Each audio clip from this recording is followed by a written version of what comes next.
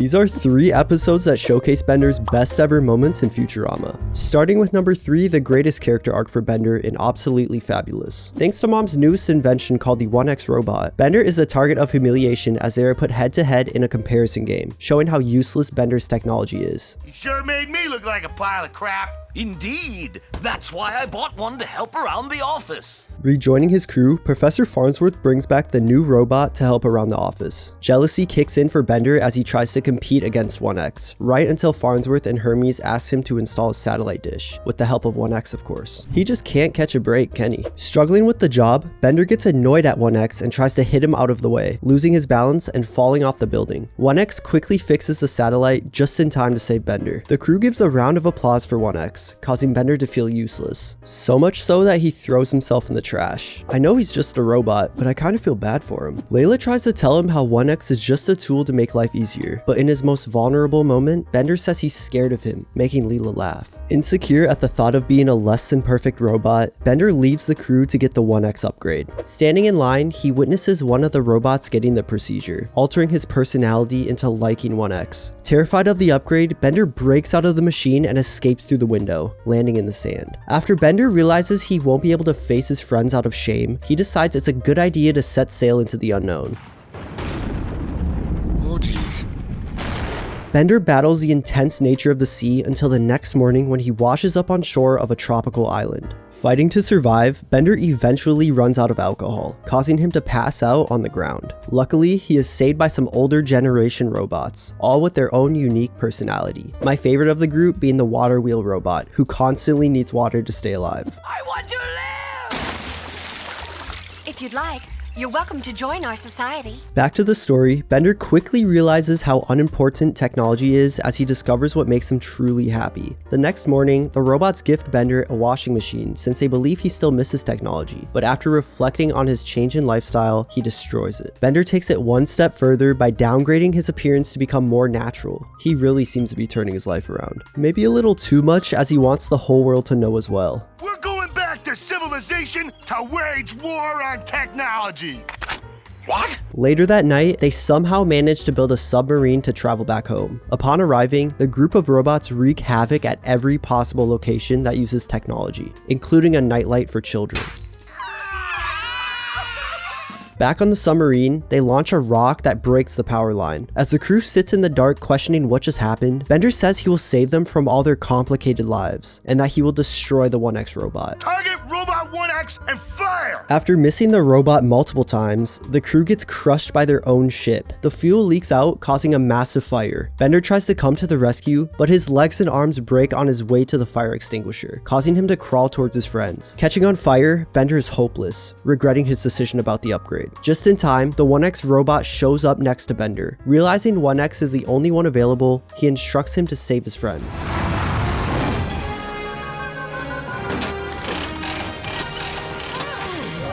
In the end, Bender apologizes to the crew, saying he finally understands the importance of the 1X robot. But in a turn of events, the scene cuts to Bender back in the upgrade machine, where we find out that everything he went through was all in his mind and never really happened. The second episode in the list has Bender forced into fatherhood with some everlasting consequences in The Bots and the Bees. The episode starts as Professor Farnsworth gathers the crew around for what he likes to call the greatest announcement yet. Feast your eyes on our amazing new soda machine! The crew is rather excited about the machine, named Bev, as we watch come alive. Fry becomes addicted to the Slurm Loco drink, and Bender backs him up, telling Bev she turned his friend into an addict. After arguing back and forth, Bender walks out and travels to a space bar, where he finds a couple of robot ladies. He brings them home for some alone time, right before one of them tries to turn the light off, revealing Fry chilling on the couch, shining brighter than a glow stick from all the Slurm Loco. After kicking Fry out, Bender tries to calm the situation down by offering to buy them a couple of drinks from Bev. I ain't making drinks for no trashy robo sluts. Trashy? At least I don't put out the quarters. The robots talk back to one another right before Bev sprays them with some mystery green liquid, causing them to walk away and leave. Bender turns toward Bev and starts attacking her until he starts to,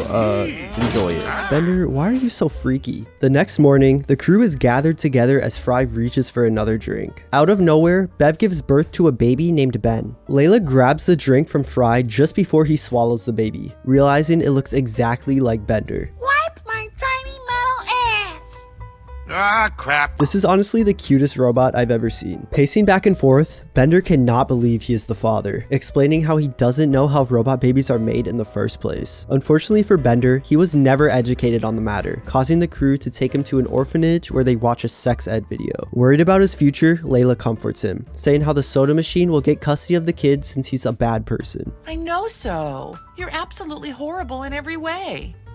You're sweet, Leela. Wow, that's really nice of you, Layla. Bender pulls up to Bev with a certificate of abandonment, stating how he is not cut out for fatherhood. This will definitely come back to bite him in his metal butt later. Bev cries about how annoying Ben is, as she leaves Bender with the kid. I feel bad that these are his only parents. The nightly routine doesn't get any better for Bender trying to get Ben to sleep. I grab his ugly little neck and...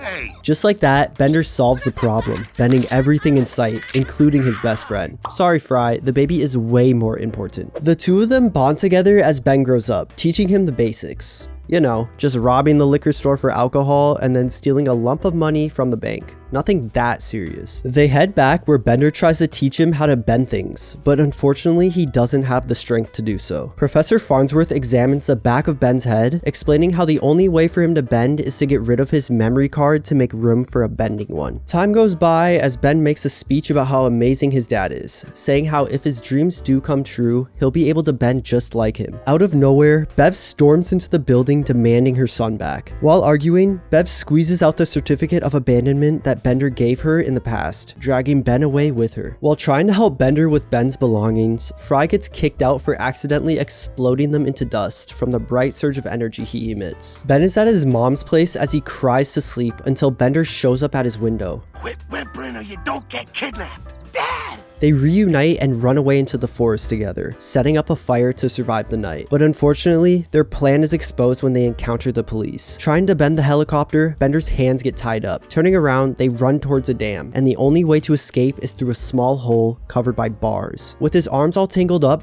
Ben gets the courage to test his strength on the bars, and yeah, that's not going to happen. The crew along with Bev arrive at the scene. Layla decides to buy a soda from Bev just to throw it at her face, but finds another baby made by none other than the police officer. Bev says she doesn't care about keeping Ben as long as she has the other baby, and the police officer doesn't care as well. Wow, are there any good parents besides Bender in this episode? Ben is welcome back home, but is bummed out because he can't bend things like his old man, saying how his only dream is to go to the bending state Santa Cruz. Farnsworth says there is only one way to make Ben bend, saying how they can remove his memory card for a bend card. He gets reprogrammed to get the ability to bend, but losing the memory of Bender in the process. On their way to the bending state Santa Cruz, Layla is unable to see through all the fog, and the hopes of reaching their destination fall short. Bender thinks he let his son down since they can't reach the school with all the fog, but then Fry shows up.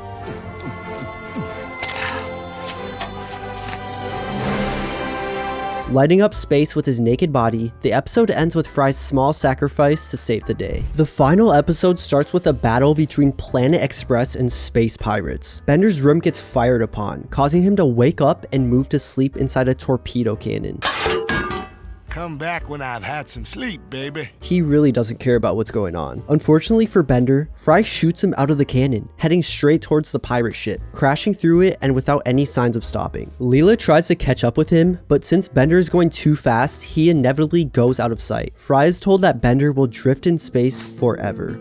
He always wanted to drift forever, but through the American Southwest. Desperate to survive, Bender throws out jewelry to lose momentum, but it's useless. Bender loses hope as he drifts into the void of space until he is flown into an astrofield. Failing to dodge all the asteroids, one of them gets stuck onto his stomach. He notices a group of aliens known as Shrimpkins living on the rock, who walk up and worship him as their true metal lord.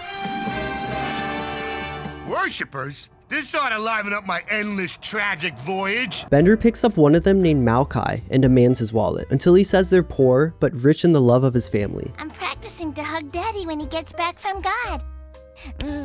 Bender gives him one commandment, which is to build a booze factory. Time passes as the factory is complete, but its production comes at a heavy cost. Malfoy tells Bender most of his people died from all the fumes, and the alcohol has caused destructive violence in the cities. Bender gets emotional, dropping a tear causing a tidal wave, wiping out the village and sending Malkai's son down the stream towards his death. Witnessing the tragic events unfold, Bender steps in to save the boy. The townspeople bow down to Bender, all praying for their own miracles to happen. They saw you save my son. Now everyone is praying for their own miracles.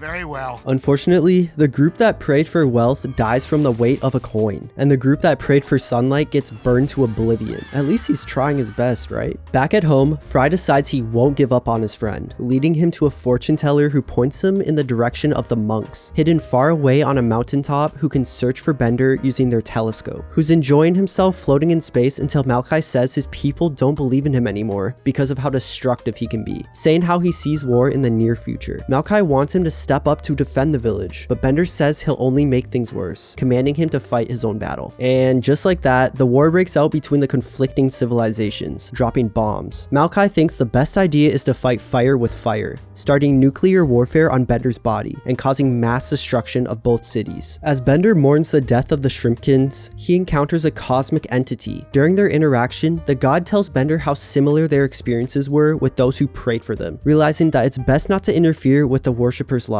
On a good note, Fry and Leela climb to the top of the mountain, reaching the monastery of Dashuba. Fry asks the monks to use their telescope, but is quickly denied. Unable to reason with the monks, Leela locks them inside a laundry room where they will spend the next 3 days as Fry searches for Bender using their telescope. Unfortunately for Fry, he can't seem to find Bender until he wishes out loud how much he wants Bender to come home. The cosmic entity hears Fry's prayers, sending Bender back down to Earth by slingshotting him with a parachute attached to his back, reuniting the duo together. Cutting back to the cosmic god, we hear the most beautiful quote that ties this whole episode together. When you do things right, people won't be sure you've done anything at all.